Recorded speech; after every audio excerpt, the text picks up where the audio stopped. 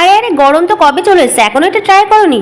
So hello সবাইকে আরেকবার welcome আমার নতুন একটা ভিডিওতে। হ্যাঁ হ্যাঁ ঠিকই ধরেছো, আমি গাছ থেকে এখন আম পেড়ে নিচ্ছি। আরে দাঁড়াও দাঁড়াও, স্কিপ করো না। হ্যাঁ হ্যাঁ আমি জানি তোমরা অলরেডি ভিডিওটা দেখেছো।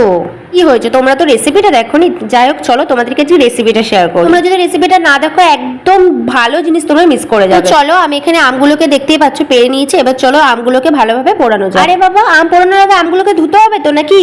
ধুর বাবা, আজকাল তোমাদের জন্য না সবকিছুই ভুলে যাচ্ছি। যাই হোক চলো আমগুলোকে ভালো করে আগে ধুয়ে নিই, ঠিক আছে? আর হ্যাঁ, আম ধুতে তো তোমাদের কয়েকটা কমেন্ট পড়ে নিই চলো। জানি অনেকে আমার ভিডিও ভালোবাসো, আর যারা আমাকে একদম দেখতে পারো না, মানে আমার ভিডিওকে বা খারাপ ভাবে নিয়ে গালাগালি করো, তোমরা আবার ভেবো না যে আমি কমেন্টে গালাগালির কথা বলছি। মন থেকে আমাকে যারা গালি দাও তাদেরকে আমি বলছি। যাই হোক ছাড়া ওসব কথা বাদ দিয়ে আমি রেসিপিটা দেখাই। দেখতে পাচ্ছ আমার এখানে আমগুলোকে নিয়ে নিয়েছি পোড়াবো। আমি কিন্তু এখানে একা ছিলাম, সাথে ছিল ক্যামেরাম্যান মানে আমার ননদ, আর ছিল আমার দেওর।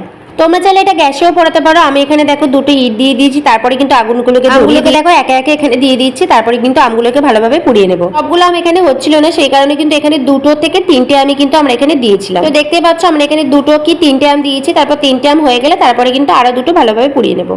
তো দেখো এখানে আমগুলোকে দিয়ে দিয়েছি, এবার পোড়ানোর অপেক্ষা। তো এখানে যখন পোড়া থেকে প্রচুর আটা বের হয়েছে, আমগুলো দেখো পোড়ানো কমপ্লিট। এবার এগুলোকে ভালো করে জলের মধ্যে দিয়ে ভালো করে কিন্তু ছাড়িয়ে নিতে হবে। ভালো করে ছাড়িয়ে নেবে, কারণ ধোবে না, ধুলে কি হবে যে আমের যে ফ্লেভারটা থাকে সেটা কিন্তু নষ্ট হচ্ছে। মেন যে জিনিসটা যে আমের একটা ফ্লেভার থাকে, মানে যে গন্ধটা পোড়া পোড়া ভাব, কিন্তু সেই পোড়া পোড়া ভাবটা কিন্তু আম থেকে নষ্ট হয়ে যায়। আমগুলোকে ভালো করে পরিষ্কার করে নিলাম, তারপরে কিন্তু একটা চামচের সাহায্যে এর যে জেলিটা আছে এটাকে কিন্তু ভালো করে বার করে নিতে হবে। আমের জেলিটা বার করে তোমরা কিন্তু হাত দিয়ে এটা ম্যাশ করে নিতে পারো, নাহলে তোমরা মিক্সিতে দিতে পারো। আমি কিন্তু মিক্সিতে দিয়েছি। এখানে এই মানে এতটুকু হয়েছে।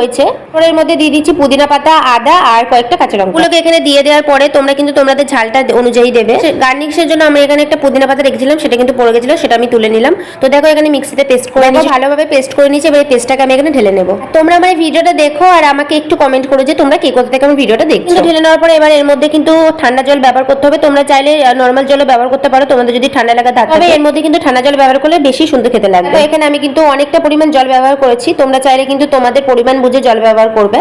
জলটা দেওয়ার পরে কিন্তু ভালো করে কিন্তু এটা নাড়াচাড়া করতে হবে, যাতে এর মধ্যে সবকিছু ভালোভাবে মিক্স হয়ে যায়। দাঁড়া দাঁড়া, শেষ হয়নি এখনো, তো আসল জিনিসগুলোই এখনো দেওয়া হয়নি। এবার দেখছো তো ভিডিওটা স্কিপ করতে পারলে বাচ্চা, যাও যাও যাও তাড়াতাড়ি করে খেয়ে নাও, খিদে লাগলে। তারপরে ভিডিও দিয়ে দিলাম পরিমাণ মতো নুন, তারপরে দিয়ে দিলাম এর মধ্যে ভালো করে মিশিয়ে নেওয়ার পর। আরে বাবা কিছুই দিইনি, দাঁড়ো ভালো করে আগে মিশিয়ে নি তারপর তো দেবো। দিতে হবে, ভালো করে কিন্তু মেশাতে হবে, তাহলে কিন্তু ভালো টেস্টি হবে। যাই হোক এটা কি দিলাম বলো তো? আরে দেখে বুঝতে পারছো না? সব বলে দিলে কি করে হবে? জিরে গুঁড়ো দিয়েছি গো। যাই হোক ভালো করে নাড়াচাড়া করে নিতে হবে। তো ভালো করে নাড়াচাড়া করে করে করে করে দেখো ভালো করে একদম একটা করে নিতে হবে। তারপরে আবার একটু লঙ্কার গুঁড়ো দিয়ে দিও। আবার লঙ্কার গুঁড়োটা দিও না, আমি কিন্তু একটু ঝাল খেতে ভালোবাসি, সেই কারণে দিয়েছি। তাহলে আবার পেট খারাপ করলে আমাকে এসে তোমরা গালি দেবে, তাই না? এবারে কিন্তু আমি এখানে 1 প্যাকেট মতন জলজিরা ব্যবহার করছি। তোমরা চাইলে এটাও স্কিপ করতে পারো, কিন্তু জলজিরাটা দিলে কিন্তু ফ্লেভারটা কিন্তু দারুণ আসে। জিরাটা দিয়ে কিন্তু ভালো করে নাড়াচাড়া করে